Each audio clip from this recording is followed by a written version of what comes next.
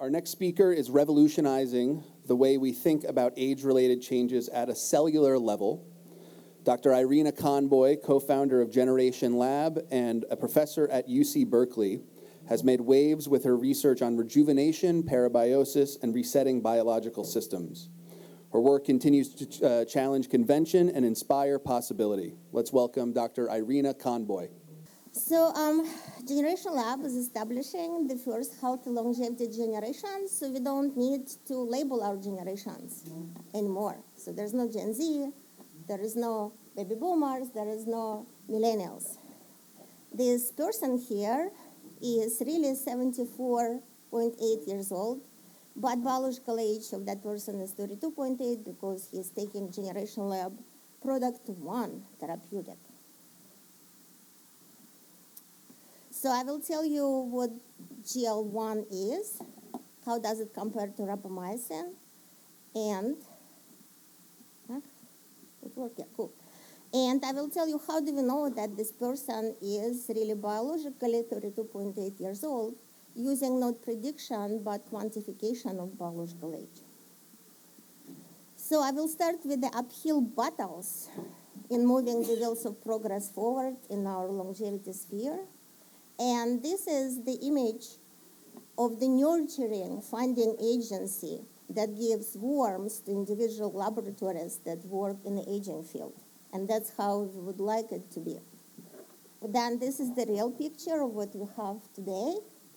And you might pay attention that, this crocodile is going to take the prize, but there are many grant applicants here in the water. Because of that, we then devolve into a situation where winner takes all, and we have this gauntlet of people trying to strike down each other opposing points of view, which is not good for anybody. Because we cannot really truly accept different points of view, and even worse, we are trying not to critically discuss science. Because what if you upset somebody, and then you will be running blindfolded through the gauntlet.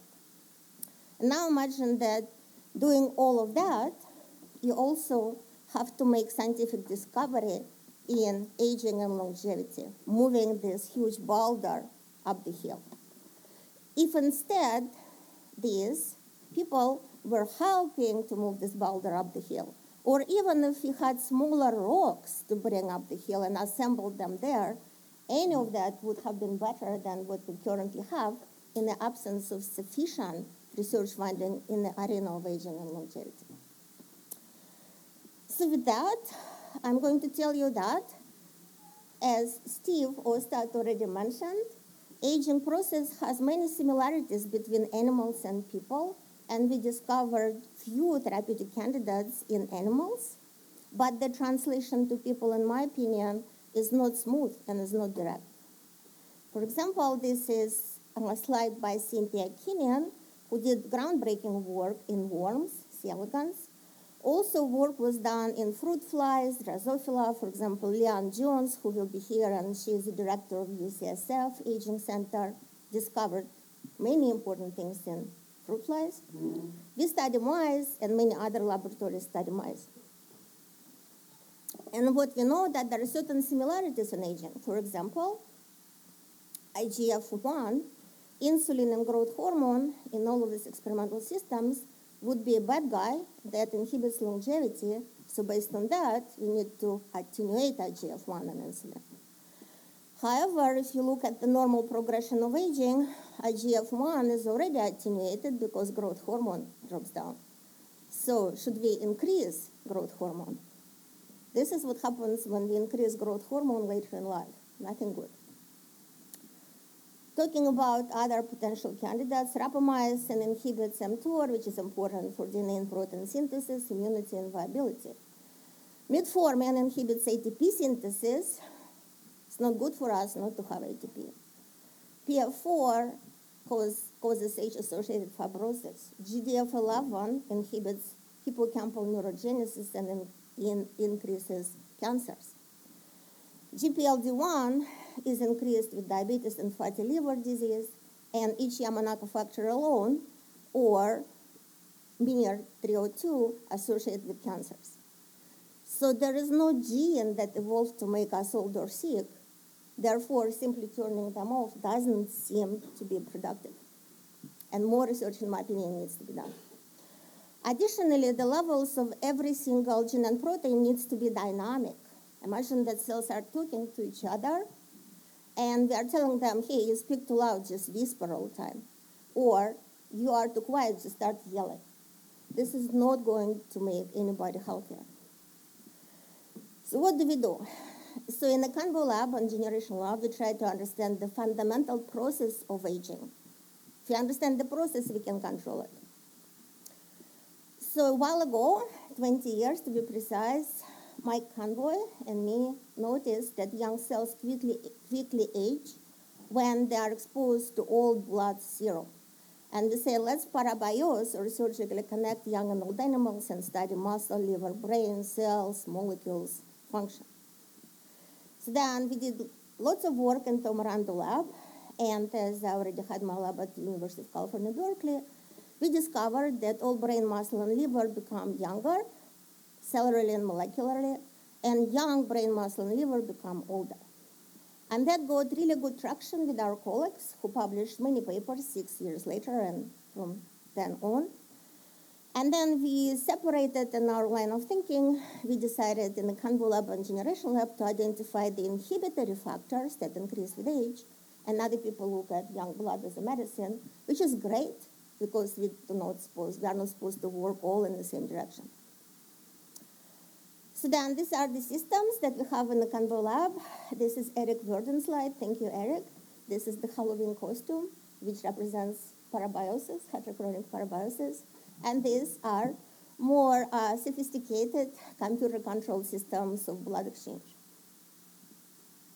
And what we discovered and published in Nature Metabolism a couple of years ago with my former invaluable mentor, dear friend, and immortal scientist, Judy Campisi, and her postdoc, who now has lab in Korea, Oki Jion, is that if you transfuse young animal with old blood, young animal becomes old and senescent in just 2 weeks.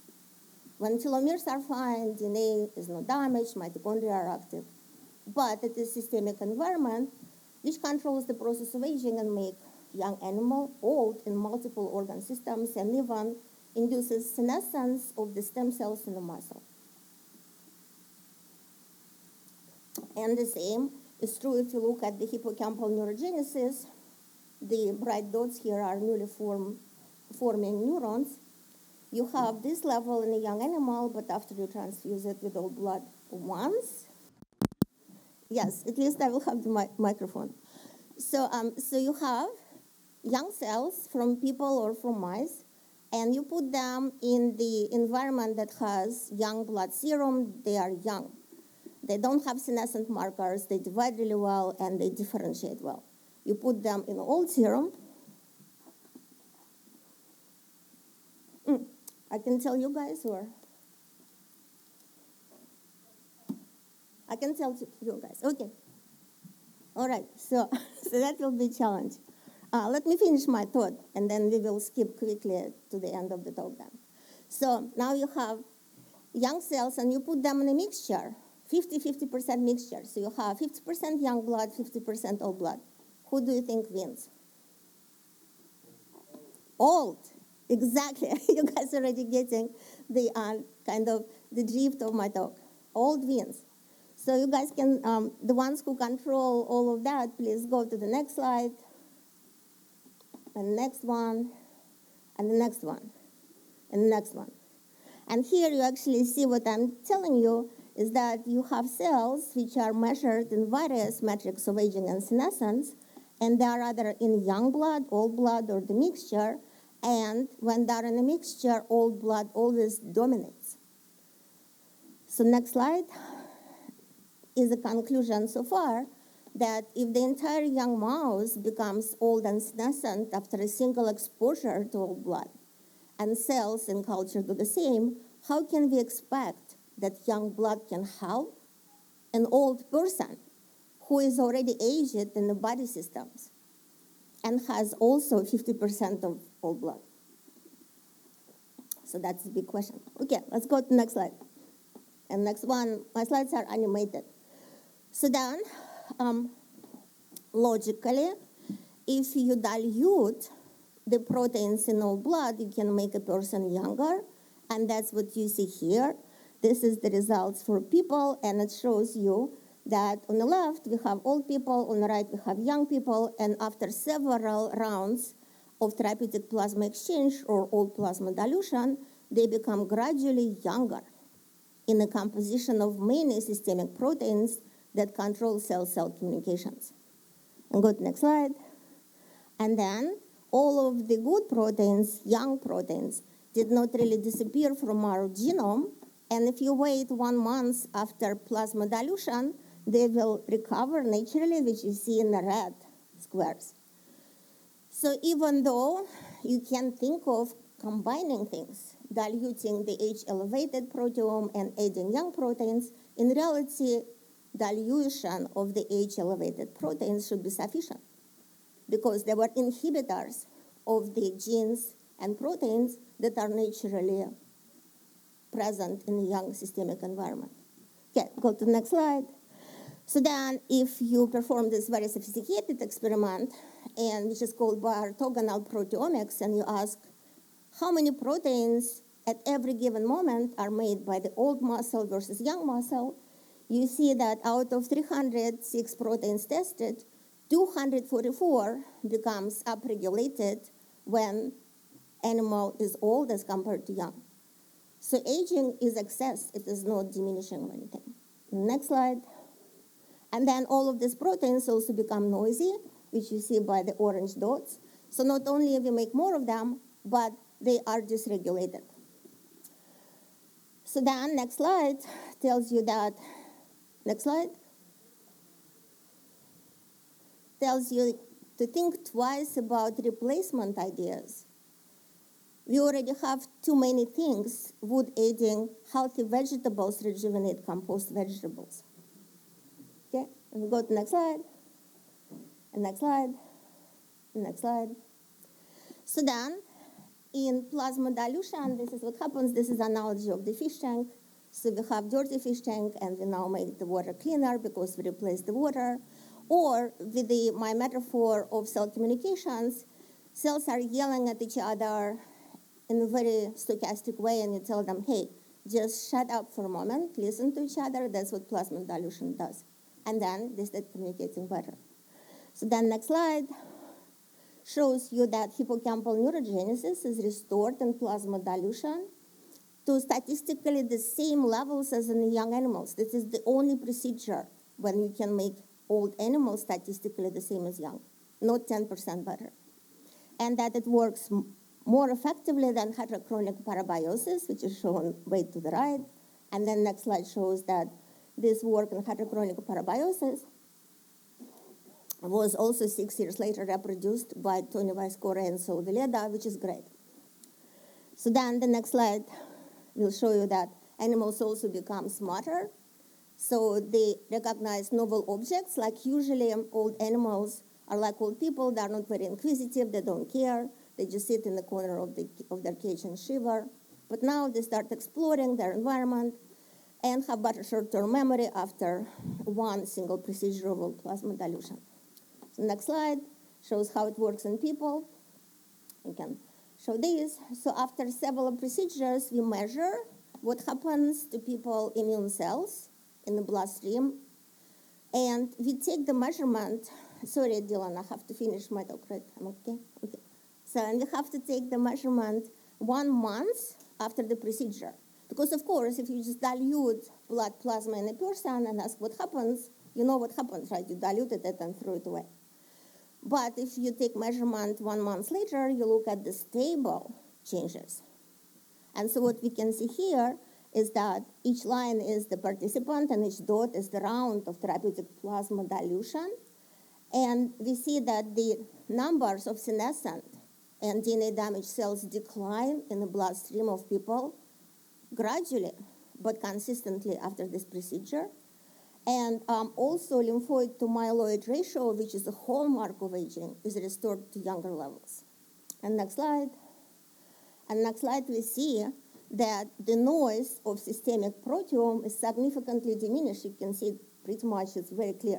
On the left is before plasma dilution, on the right is after plasma dilution.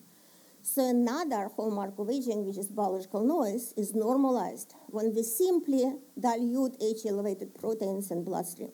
Do not give them anything young or anything extra. So TPE has lower side effects as compared to other methods, including the silver bullets or rapamycin or young blood.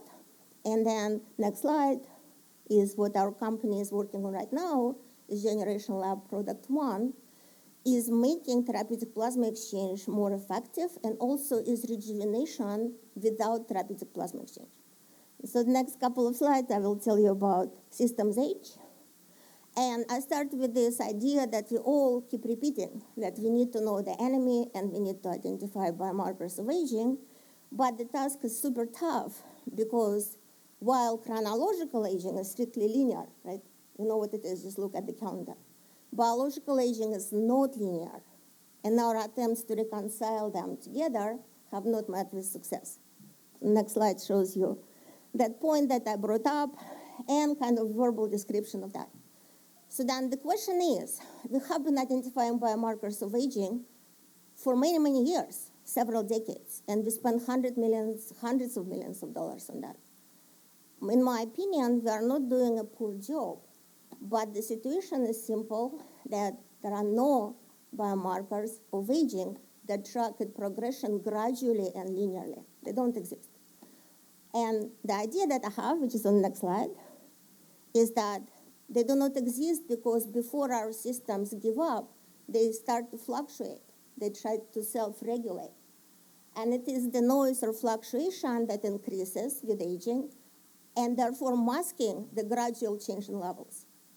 The systems become dysregulated and there is nothing collectively or singly that will change gradually. Okay, so the next slide.